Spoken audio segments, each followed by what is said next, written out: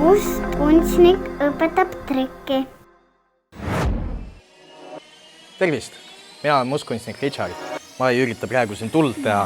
Ma ehitan natukene staatilist elektrit nende tikkude vahel.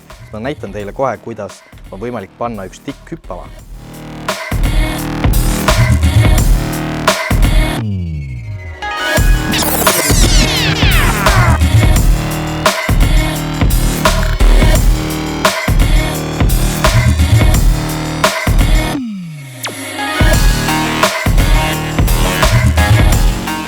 Kui tahate teada, kuidas ma seda tegelikult teen, siis lugege Hea lapse ajakirja.